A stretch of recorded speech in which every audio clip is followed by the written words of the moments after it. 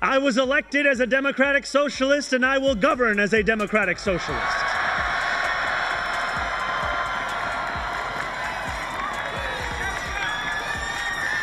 I will not abandon my principles for fear of being deemed radical. Like Zoran's like the hangover of wokeism. Nancy is the hangover of TDS. She reminds me of the, like, I don't know, this might be too elitist, but if you belong at a co-op meeting or a condo meeting, she's one of the elderly tenants who comes in and just complains that the kids are making all this noise. She's at her wit's end. But this is what an addiction to one idea gets you. Ever wonder what it looks like when a major city drifts into political gridlock in slow motion? New York is living that reality right now with Zoran Mamdani front and center. And just when you think the situation can't spiral any further, Greg Gutfeld storms in with his trademark energy to spell out exactly what's going wrong. It's like watching someone attempt to put out a wildfire using a garden hose. Awkward, confusing, and strangely entertaining if you're observing from a safe distance. Gutfeld doesn't just comment on the chaos, he spotlights it, turning confusion into clarity with a sharp edge of humor that keeps people watching. 2009, Zoran Mamdani, or whatever, the Socialist Democrat nominee for New York City's mayor, identified as Black or African American when he applied to Columbia University. I guess there was no box for trust fund communist douchebag. But it didn't work. He didn't get in. He probably shouldn't have included a referral letter from this lady. Back in 2009, Zoran Mamdani, the self-described Socialist Democrat nominee for New York City mayor, reportedly identified himself in a way that raised eyebrows during a college application process, something Gutfeld seized on immediately. The joke lands hard, and the audience reaction tells you everything. But once the laughter fades, Gutfeld pivots to the bigger issue. Mamdani arrived on the political stage with skyscraper-high promises. Affordable housing, safer streets, reliable transit, the full wish list. On paper, it sounded impressive. In reality, the results have been far less convincing. Gutfeld slices straight through the image, exposing the widening gap between ambitious slogans and tangible outcomes. And that gap, as he makes clear, is massive. Democratic Socialist Zoran Mamdani has been elected the mayor of New York City. You know, I never thought I'd be reminiscing about the good old days when Son of Sam was my dog walker. I haven't seen this many depressed New Yorkers since it got too chilly for me to wear bike shorts. Subtlety has never been Gutfeld's style, and that's exactly why this segment hits. He doesn't tiptoe around the issues. He charges straight at them, highlighting how New York seems to be losing money, momentum, and confidence all at once. Watching it unfold feels like seeing someone juggle flaming swords while blindfolded, except the swords are crime statistics and infrastructure failures, and the blindfold is political denial. Gutfeld's point is clear. When leadership refuses to acknowledge reality, chaos doesn't just grow. It multiplies. Zoran says he doesn't consider himself Black at all. I guess it was that Justin Trudeau kind of Black, where you just wipe it off at the end of the day. But it raises the often ignored question: how can you claim to be oppressed when you know the claim gets preferential treatment? I mean, why would anyone voluntarily choose an identity that supposedly holds you back unless you knew it could actually move you forward? So he saw the grift, using a false disadvantage to actually get ahead. Gutfeld then zeroes in on contradictions that many critics say go unaddressed. He raises uncomfortable questions about identity, incentives, and credibility, pointing out how certain claims only seem to surface when they're politically convenient. From there, he zooms out to the bigger picture.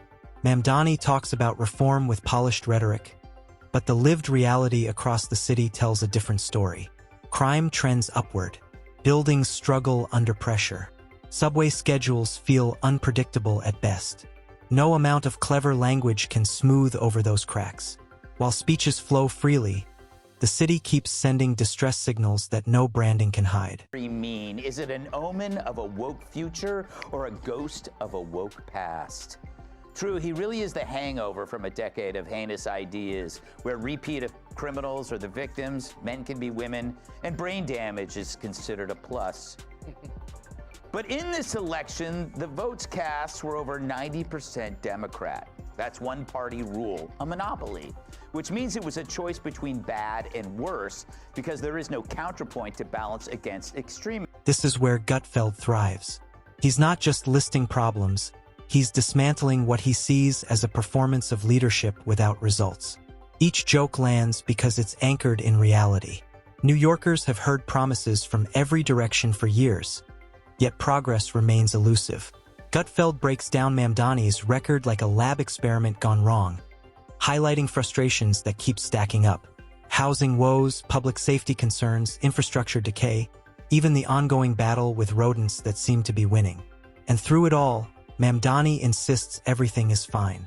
Gutfeld's disbelief mirrors what many viewers are already feeling. Mayor for New York City, Zoran Mamdani, has introduced his all-female transition team.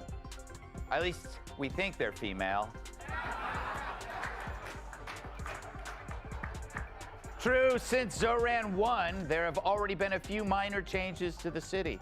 For example, the naked cowboy has already been replaced by the naked goat.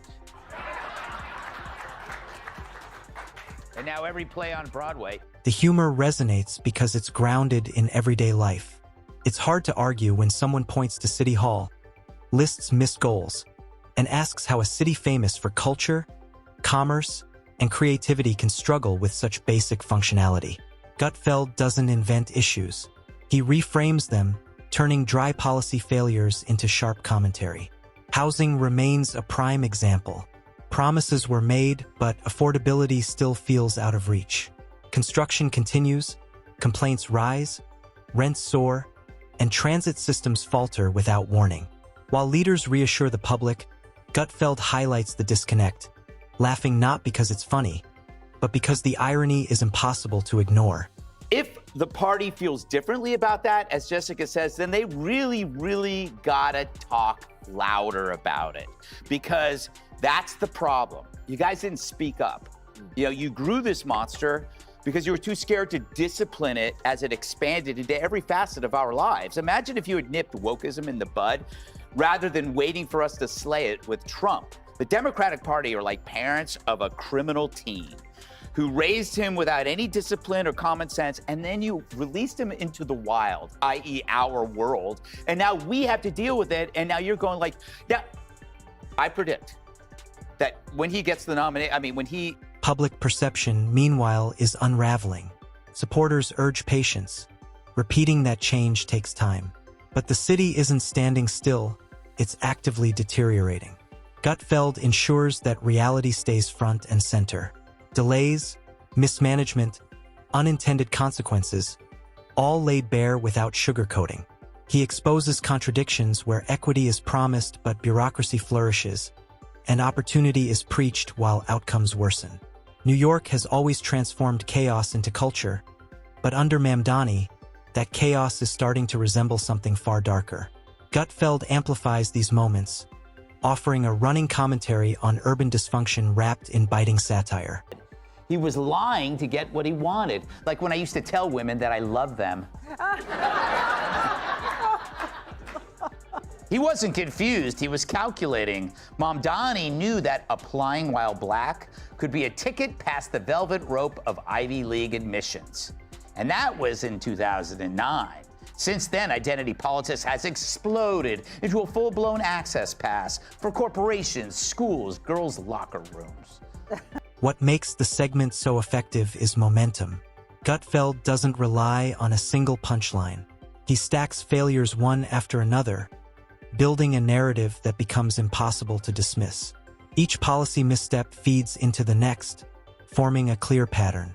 He connects the dots effortlessly, revealing a city spiraling under the weight of its own contradictions. The humor sharpens as the stakes rise. Officials host safety meetings amid rising crime. Promises evaporate.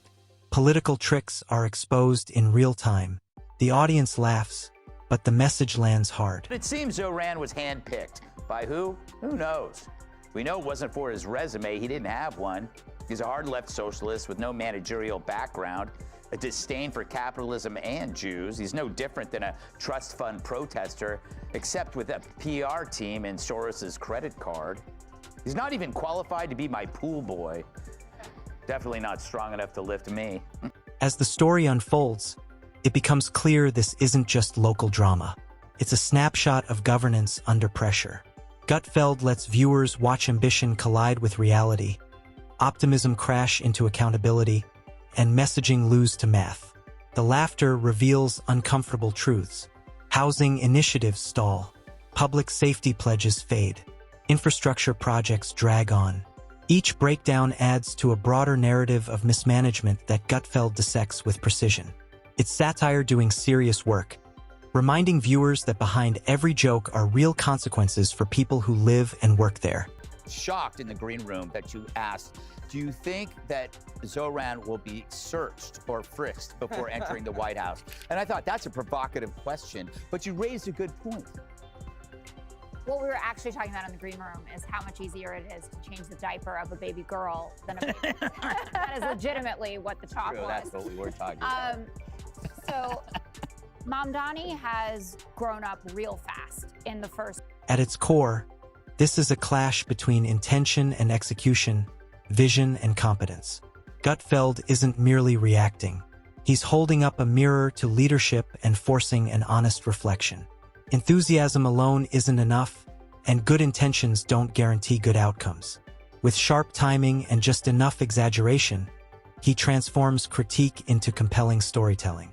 The tension builds steadily, drawing viewers deeper with every observation. Even those far from New York can recognize the irony.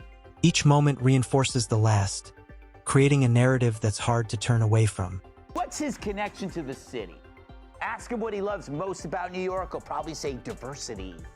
The fact that you can dine in Chinatown or Little Italy, then get mugged in 80 different languages. But diversity is not what made New York great. It's one result of the system that enabled it. Capitalism, trade, industry, which attracts people like my natural musk on a hot subway. But for leftists like Zoran, they only see the goals, not the systems. If he had been Christian who celebrated Christmas, he might never ever connect that those gifts under the tree were there because of his parents' hard work. Nope, to him, the free stuff just appears. In this case, Santa is socialism and the taxpayers are the elf. And the brilliance lies in how it all escalates. Gutfeld never lets the audience settle. Each contradiction fuels the next revelation. Each failure becomes another thread in a larger tapestry of dysfunction and wit. By the end, it's more than commentary. It's a full spectacle, equal parts comedy and critique. Viewers laugh, cringe, and question how a city of this scale keeps operating. Through razor-sharp humor, Gutfeld turns unraveling governance into must-watch content. The picture becomes unmistakable. A city on edge, a leader with ambition but blind spots, and a commentator who turns every misstep into a lesson wrapped in laughter. And just when it feels complete, Gutfeld reminds everyone the story isn't over. The chaos, it seems, is only warming up. And this brings us to the end of today's video. If you enjoyed it, then hit the like button and subscribe to this channel for more videos like this. Thanks for watching, and I'll see you in the next.